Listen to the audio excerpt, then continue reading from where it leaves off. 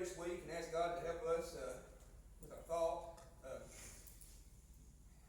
We've been a lot of different places, but it's one thing that I know that the Lord has told us to do, and that's to follow Him. And I ask you to pray for us this morning. I ask you to ask the Lord to help us this morning. We got a lot on our hearts, and we just ask you to bring it out the way He sees fit. You see here, we're going to build us a building out here in the next couple of weeks, right? It's going to be a fellowship hall. It's going to be for, if we get to working on this building or something, we need to go over there. If we get to eating or whatever we need to do, we'll have that right out there. But that building right out there, we've got it started with this red clay right here, right? Brother Mark brought us in some red clay to get that foundation firm, right? Brother Mark, why didn't we bring any sand in here? It wouldn't have held too good, right? It wouldn't have been too firm. It would have blown over with the wind coming. We'd have had a gust of wind come through here to blow right over, right? Or if we'd have tried to build it on some loose dirt, we'd brought just some topsoil in here. A good old gust of wind, good old storm come in here, blow. So I was just to knock that thing down, right? We don't have a firm foundation about it. You can't start from the top of that thing and build it down and think it's going to hold, right? You can't do that. It's not possible. So we find with the world today, God's people today, everybody in this world today, we get up here on this high plateau, right? And we have everything going right for us, everything going good for us.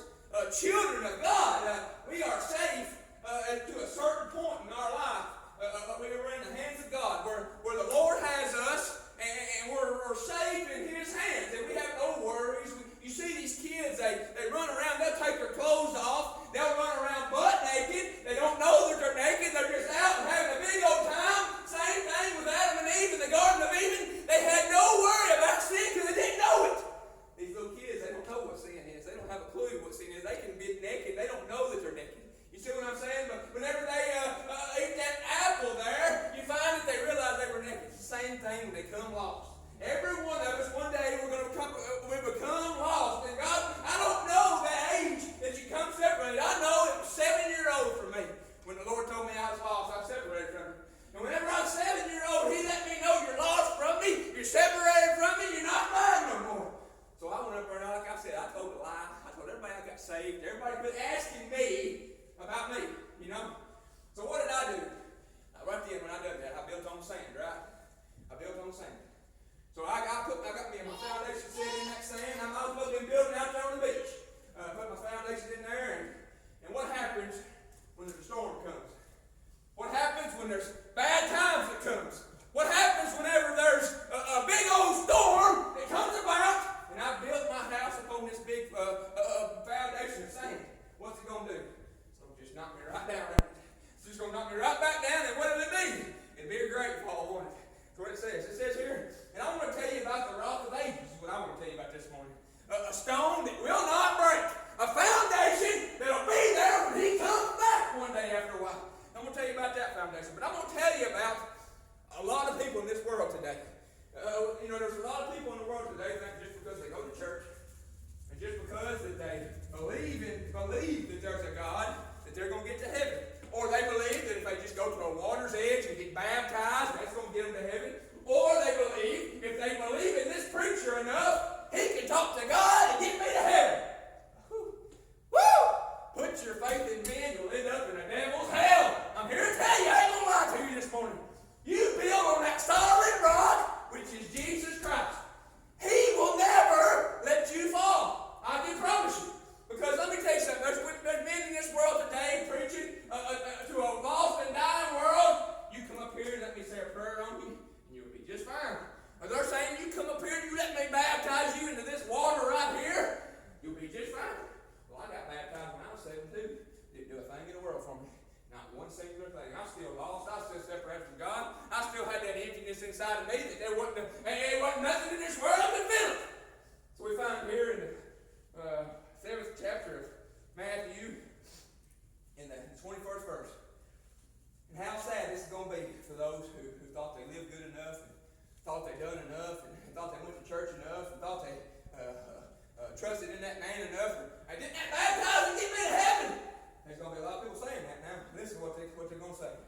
And this is my God speaking right here, so I want you to listen with intentness and most ability of your ears right here. It says in the 21st verse, not everyone that saith unto me, Lord, Lord, shall enter into the kingdom of heaven, but he that doth the will of my Father which is in heaven.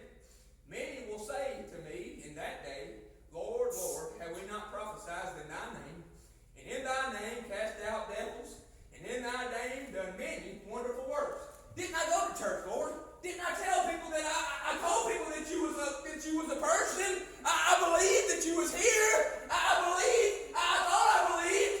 Well, you didn't believe with all your heart. And what is he going to tell those people right here? And it says here in the 23rd verse, and the Lord will say, and then I will profess unto them, I never knew you.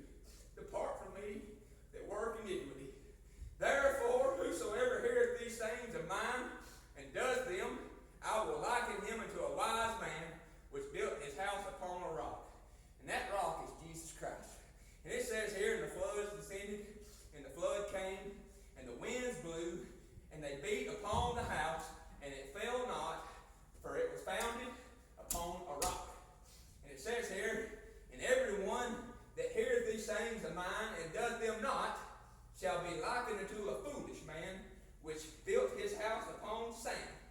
And the rain descended, and the floods came, and the winds blew, and beat upon the house, and it fell, and it was a great fall. See, these two men here, they give you two examples of men here, or whoever in this world, how they decided to build their houses, how they decided to build their lives here.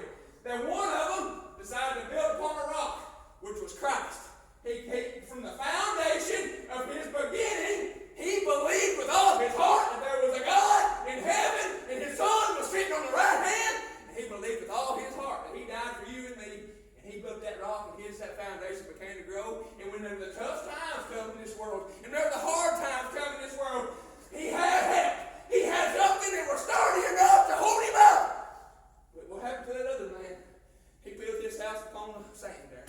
He built his house upon the world here. He built his house upon a man telling him that he's going to get saved, he's going to save him. He built his house upon a man. He built his house upon hope. And what happened? Tough times come.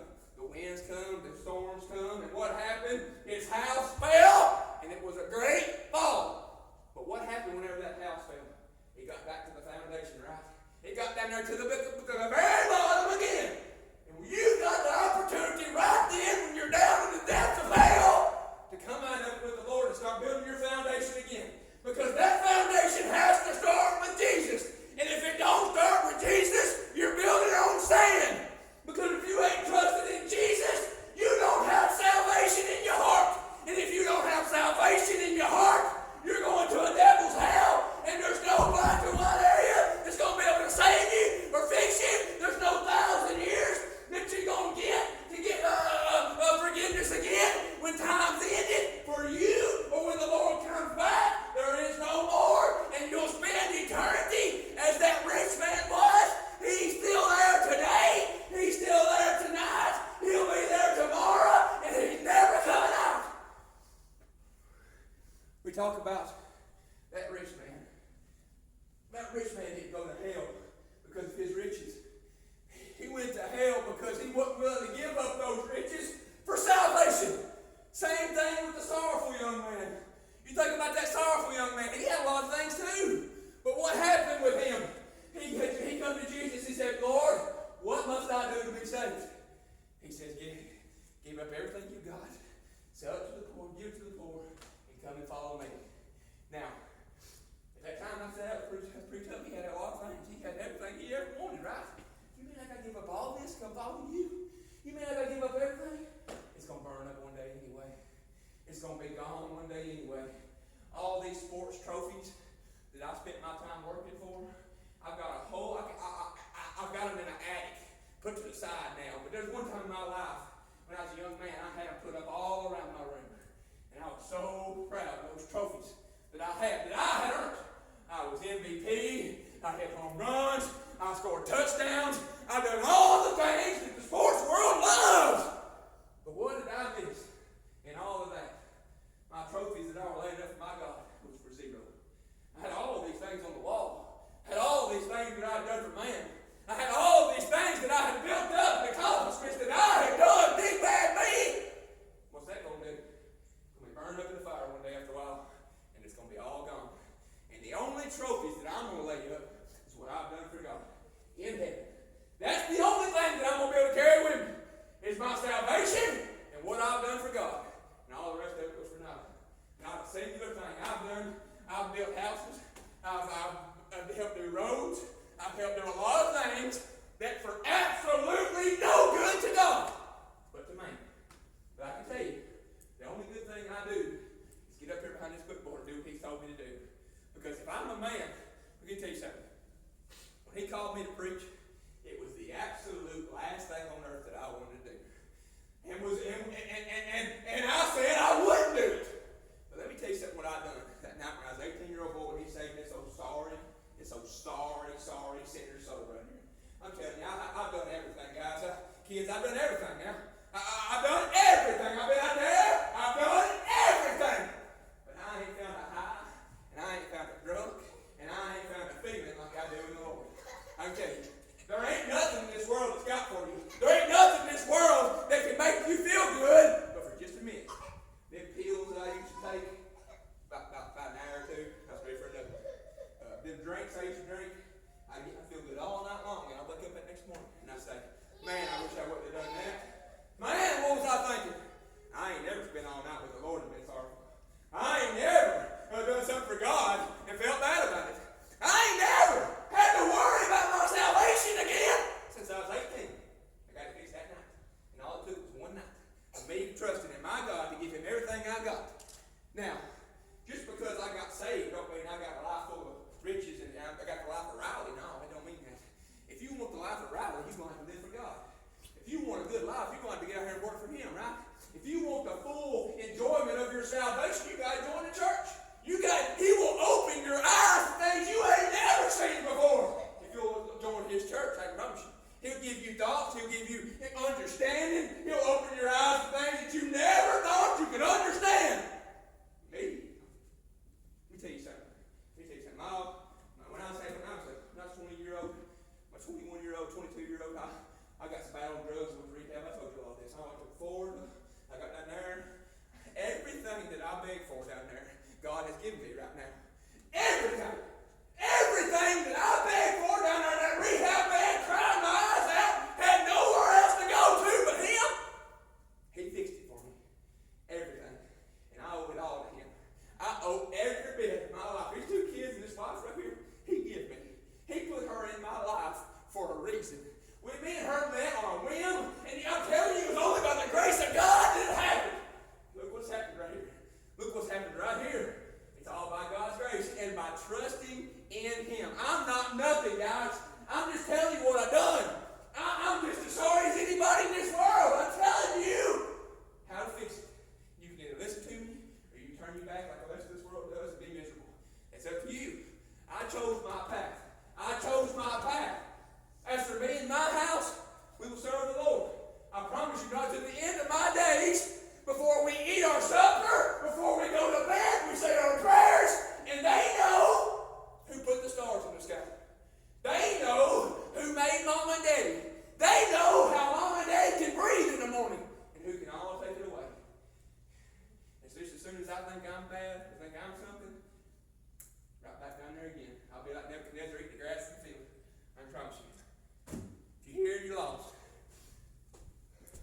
this altar's wide open. It ain't going to save your soul, no. I got saved in a truck, in a shop, by myself, just me and God. That's where I found the Lord. But that right there is called willingness. Willingness to get out of your comfort zone, to say, I don't care what everybody else thinks. I don't care if anybody makes fun of me. I don't care if I look vulnerable. I'm going to get this. And I'm going to find out who God is. If you'll believe with all your heart, He'll save your soul too, because He saved mine. And if He'll save me, He'll save anybody in this world.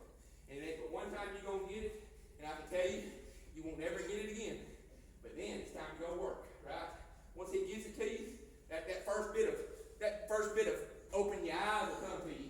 You'll say, I want everybody to have this right here. You'll start saying, I want you to have it. I want you to have it. The people at school you hated, I want you to have it. That's the way it'll be. That's the way I was. I hated people. I had hate in my heart like I couldn't tell you. But whenever I got saved, it changed me. He put some love in there that no Tyler didn't have before. He put something in there that wasn't there before. It's called love. It's called why I'm standing here today. I ain't standing here because of me. I can care less about me. If I go home tonight and nobody remembers my name, that's just fine. Who cares what my name is? Remember the name of Jesus Christ. That's the one you got to go to. While we're here, have a song, Christian handshake. If you're hearing lost, come get to this altar. I love y'all. Appreciate y'all. And like we said, if you're hearing lost, there's only one way. There's only one. There ain't no other way. You can search this world as long as you want to. When you open your eyes in hell,